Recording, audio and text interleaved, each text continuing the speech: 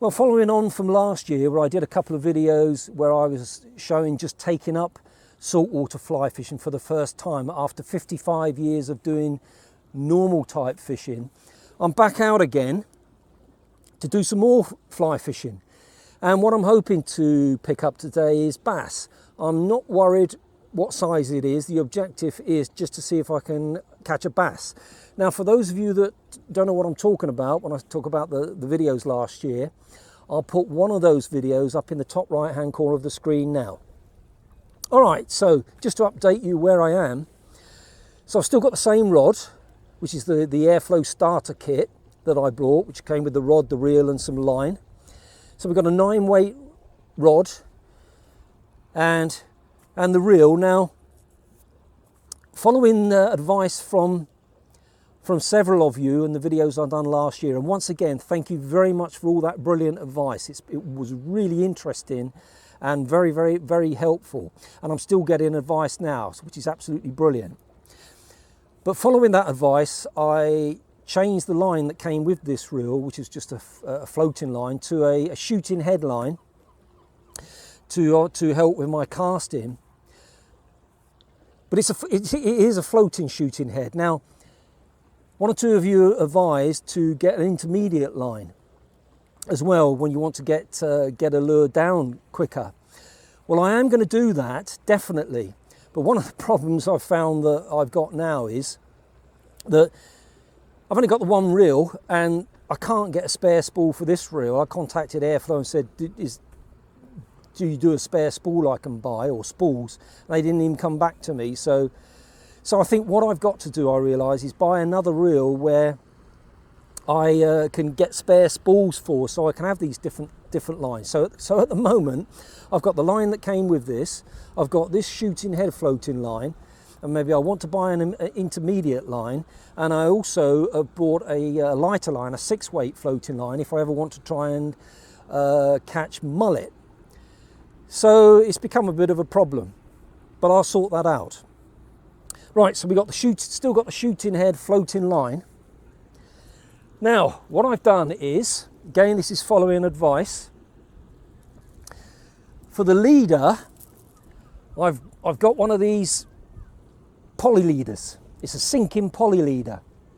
So we got the loop at the end of the fly line, a loop at the end of the poly leader, and I've just looped them together. Now, I quite like this idea. The simplicity of it is 5 foot long, so just leave that on, and then just put your tippet on the end. So we've got the 5-foot poly leader, which comes with a loop at the end. So what I've got for my tippet down the end is about 3.5 foot of 15-pound fluorocarbon. So I've got a total length of roughly about 8.5 foot. Loop to loop connection to the poly leader. And then down the end to the fly. Now, what I've done with the fly is I've tied it on. I've tied the fly on with a loop knot, so that the fly's got plenty of movement. Now I'm going to be using Sandeel flies, Sandeel imitation flies for this session, and I've got a few different types with me. I can't remember the name of them, but I'll try and find out and maybe put them in the description for those interested. But I've got about 4 different types, but basically they all imitate Sandeel, which to me is a pretty good bet for bass fishing, as I do with normal lure fishing. Anything that can imitate a Sandeel well is usually a pretty good bet. So a Sandeel imitation. Now, last year in one of the videos, I raised the question as a beginner to you experienced fly anglers, fly fishers, about the tippet and the fact that when you want to experiment with different flies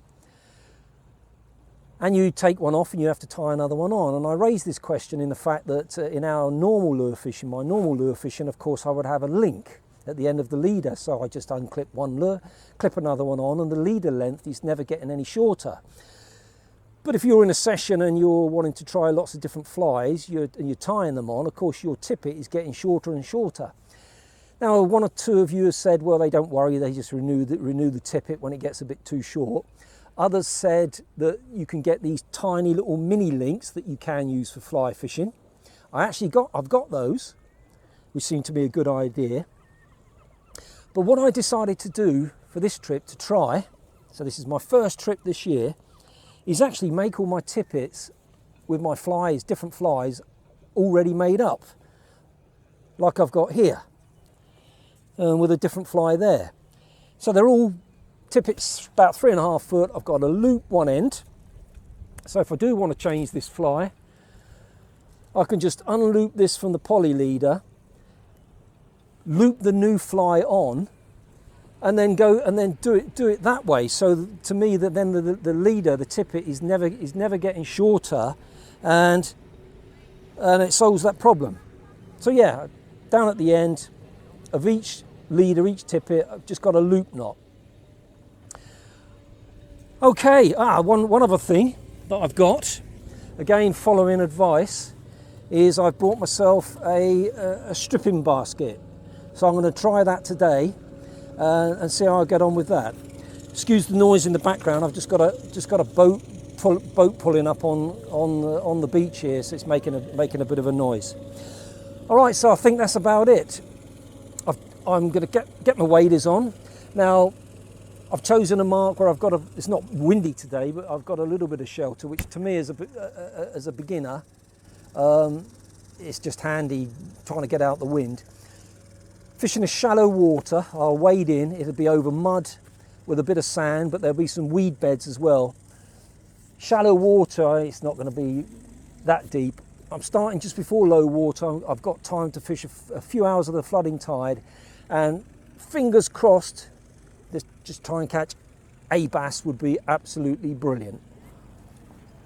Right, off we go.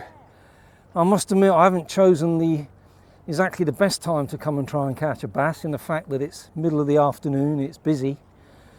We're in the height of the holiday season, and around me I've got paddle boarders and the boating activity and but never mind.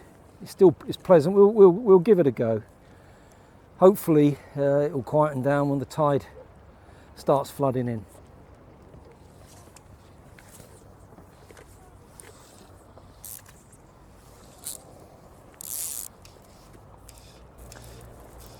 I must admit, because I haven't done anything since last year, I'm having to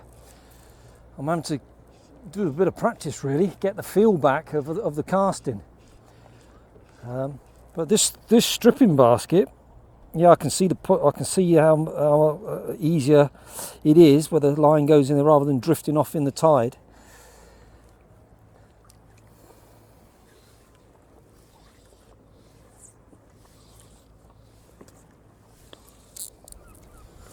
Well, I reckon that I'm watching the fly as it unfolds, and I reckon that poly leader, that 5 foot of sinking poly leader, is actually helping the turning over of the fly. I'm noticing that it is straightening out quite easily. Well, the good news is I'm actually there's sandeels swimming in the water. It's crystal clear. There's sandeels, so hopefully the sandeel fly is a good choice. It's just a matter of any shoals of bass move through here. Yeah, this definitely, I don't know if you can see. Oh, we got something. I don't believe it. I've actually got a fish. Now, someone said to advise, blimey, I cannot believe it. Someone advised me, when you're pulling a fish in, don't have it out there, have it there. So that's good advice. Well, I'll be.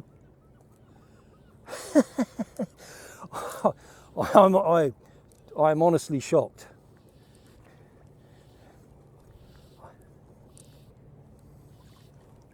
It's on here. Oh, now my lines. I forgot about the stripping basket, and I've got the line all over the place. But never mind. We'll sort that out later. Tiny little bass, but fantastic.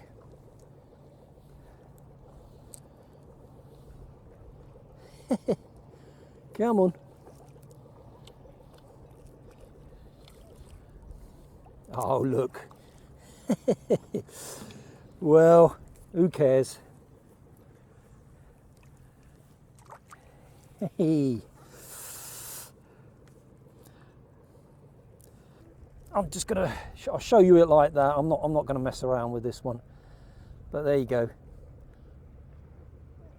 Lovely little bass. Well, what a great start. And look at that crystal clear water, look at that. Whee!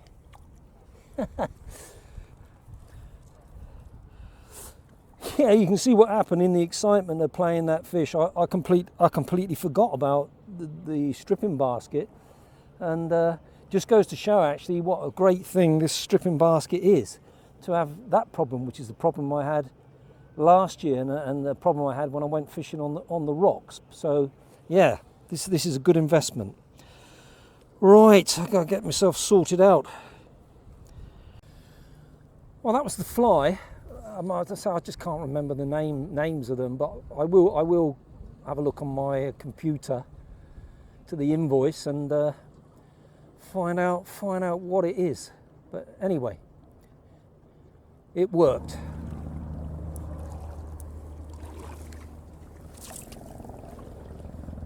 Do you know what? There's bass jumping out there. Yeah, they only look small, like small bass, but never mind. And I've got one. I can reach them. Wow, well, this is fun.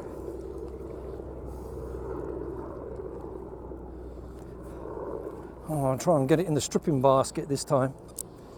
Save a lot. Hey, save a lot of hassle. Yeah, I saw them. I saw the surface. Saw the disturbance. So I reckon that these shoals, these little schoolies, are feeding on the sandeels in the water. I'll tell you what, it's great to see it in this such clear water.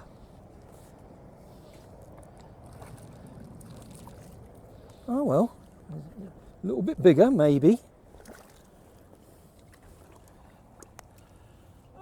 In you come. Yeah, a little bit bigger.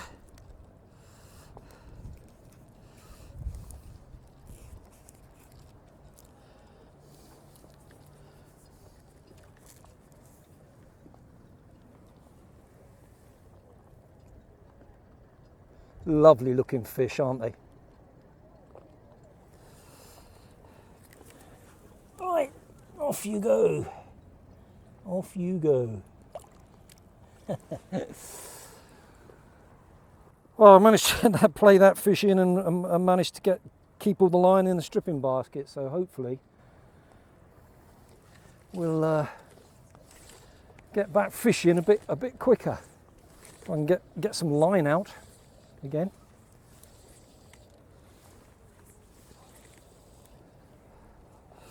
Right, off we go. You know, I'm not going to bother changing the fly now. I mean, I don't see it. That's caught two bass. They might have only been small, so I don't see I'm not going to bother changing. I'll just stick to the same this fly, and don't worry about it. Splashing again over there, but that is most definitely out of my reach. So they're about, only small ones, but they're about. Yeah. A lot of splashing going on over there. Maybe they're moving out with the ebbing tide. But I'm not going to bother to move. I'm not going to go chasing where I see splashes. We'll just wait and hopefully they'll move through my way. I've got another question for you experienced fly fishermen. When you're using these shooting headlines, this one I think it's 30 odd feet of shooting head. How much of that, when you're drawing your fly back in, how much of that do you draw in through the rings before you lift it out and start again?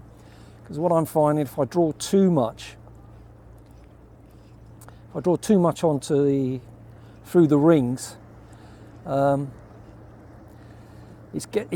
gets a bit difficult to get it back out again. So what I'm trying to do is lift it so the fly still works, with quite a lot of that shooting head still out.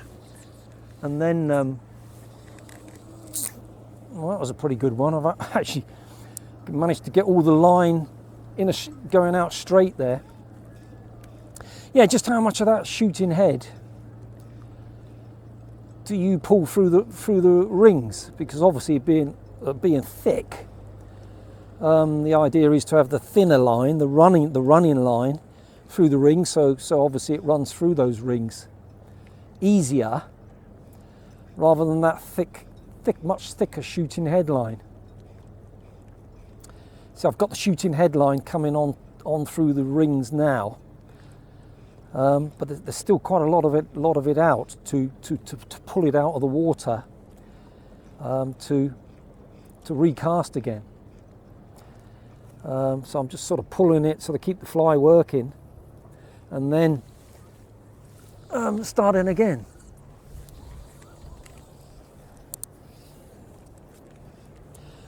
One thing I realise I have forgot to get for this year, and that's a protection for the finger.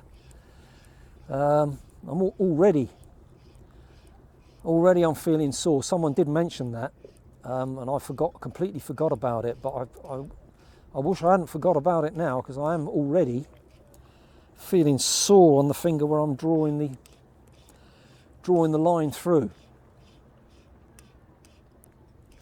So that's something I must get. Well, I've just been practicing not double hauling, but this single hauling on the back cast, and yeah, I'm not saying I can do it, but I can definitely feel the pull on the load on the rod is much stronger. Oops, got some weed. You get some of these shore marks here. You get this stuff. It's called, I think it's called thong weed or spaghetti weed. It's not too bad here, but there are some locations where there's masses of it, and of course makes it extremely difficult lure fishing when you got. But here it's okay. There's not too much of it. Yeah, I'm just trying that. I can see that this business, and I can see, yeah, definitely. That's just the single one on the back cast. But yeah, I can definitely see what people are talking about, the double one, how you load that rod. Much better, and to get it to go out. So I'll carry on working on that. Fish jumping again. Fish jumping. So it looks like we're just in the start of the flood now, and I mean there's no way I can reach where they were jumping. But well, actually that was pretty good. Yeah, that's the first sign of fish. Since shortly after I caught the previous one, so fingers crossed. A few shoals will start moving with in my direction. All right, the casting system that I'm working on at the moment that I'm finding quite helpful is to do the false cast until I get the shooting headline run through it, and then lastly do until I get the shooting headline through the rings and I can feel the running line, and then the last false cast do the single haul. I'm finding. I'll try and show you now. Of course, I know it's not right to you experienced fly anglers. So I got a bit of shooting head line through and in my basket, is to do the false cast to have it running through my fingers, and then I'm just getting into the running line, and then do the single haul once I've got that running line in my fingers. So the last false cast to load, and I can feel it loading the rod, and then out, and that I'm gonna work on that, and then try and progress to the double haul. But I don't think I'll be able to do that yet, not without practicing in a field or something. So I'm letting the shooting head run through my fingers. I've got onto the running line, and then single haul, and out it goes. But because this shooting head, this shooting head is, we've got 30, I think it's 33 feet of shooting head, thick line. I've got no choice but to have a lot of it go through the rod rings and into the basket before I draw the fly in for another cast. So if I cannot, without the false casts, I can't get that outside the rod rings. I can definitely see what you're talking about though with this hauling. Whatever it be, single or double, you can really feel that rod tip load. Right, I'm in. Oh, this feels like a much better fish. Oh yeah. We're about an hour and a half now into the flooding tide, and there was no sign of fish. Yeah, this is staying deep, so this is a better fish. There was no sign of fish, but there were still lots of bait fish. Now, you people that experience, how on earth do you get onto the reel in a situation like this? Well, you can use the drag.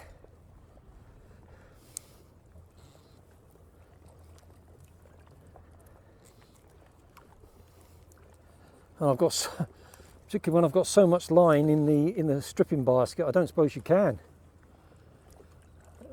Yeah, oh, I must admit, this is fun. This is fun on the fly rod.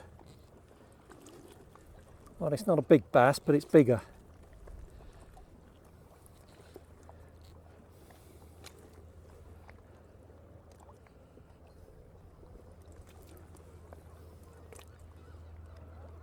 I'll just take my time.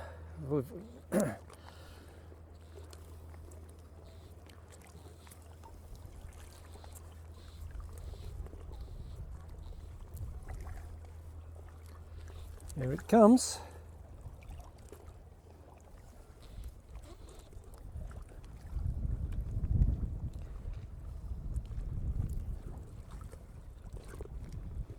Definitely better that the person that told me to keep the line running through your finger when you're playing a fish. It's definitely better.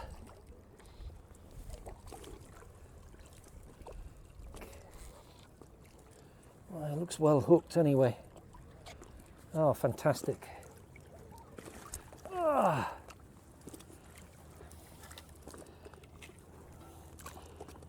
Brilliant. Well, that's a better fish. Still a small fish, but a better fish. Right, I'll quickly get it unhooked, hopefully out here in the water. Good, it's out. And we'll have a look at it.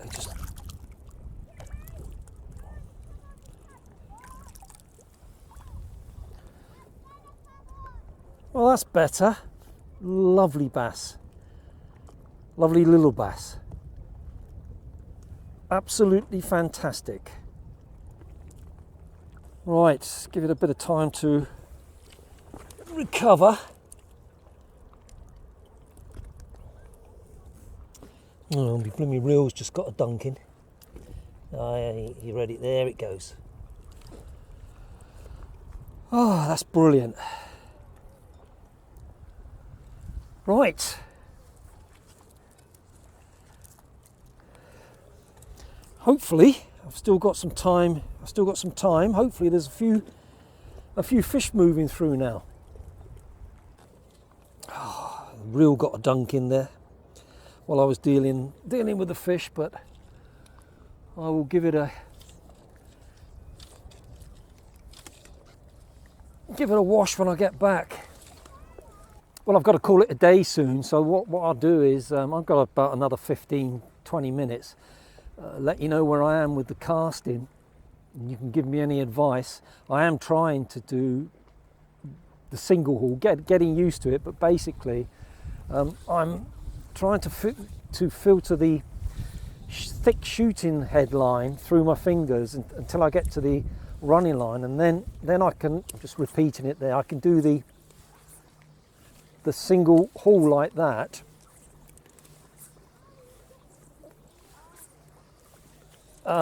Obviously not as many times as that, but that was just to show you. And yeah, I can get it out. I'm having a bit of a problem occasionally with the fly hitting the water. So there's obviously something not right with the technique for that to happen. But what I am finding with this quite a long shooting head here is that I do seem to need to get it outside the rod ring to be able to cast, and that means there's quite a lot of line out before I can actually release it. Otherwise it just won't run through the rod rings. All right, so I'm on the running line now. Once I get onto the running line, then I can fire it out. But the other thing I've learned in this situation, it may be different elsewhere, in this situation actually I don't really have to worry about having to cast that far, because I'm already wading out. I mean, I'm probably wading in too deep really. I'm wading out, and so as long as for bass anyway, as long as I can cast 20 yards, 25 yards, that's it, that's enough anyway. Well, that was a huge amount of fun following on from last year, and I'm really pleased to at least have caught something today. And it must be absolutely great when you get a decent sized bass, even maybe a 3 or 4 pound on a fly rod, and fingers crossed one day that will happen to me, and I'm really going to look forward to that. That really will be a thrill. Now, things to take forward from today, things I've learned, and the first thing is that I definitely got to get a finger guard. Ouch, that is really sore. Even with just only about a 2.5 hours session fishing today, it's really sore, so that's definitely a must for the shopping list. The other thing I'm pleased about is this stripping basket really made a difference when I'm wading in the water there to stop all that line running off in the tide. That was very, very useful, and I shall definitely use that if I go fishing off the rocks again. I did get a couple of times was a bit annoying where I got the line knotted up when it came out the stripping basket. Happened a couple of times, I don't know why, but that was a bit annoying. But yeah, definitely easier when you've got the stripping basket. Other things I'm really pleased about, that I attempted to practice single hauling, not the double hauling, but the single hauling. And when I got it right, definitely that pulling back, you really feel that extra load on the rod tip. And when you get it right, it definitely goes out, the line goes out better. So I think more practice with that, and I'll definitely be able to master that. And then I'll move on to trying the double hauling, because I can see the benefits now. Unfortunately, this Sandeel fly that I use has completely had it now, so I'll have to get another one. But at least it caught fish, and if I can find it on the computer, the invoice, I'll put the name of what I used today in the description for those of you that are interested. So yeah, a lot of fun. So once again, particularly for those of you that are like me, new to this saltwater fly fishing, or you're thinking about taking it up, Once again, I hope you found that useful, and many thanks for watching.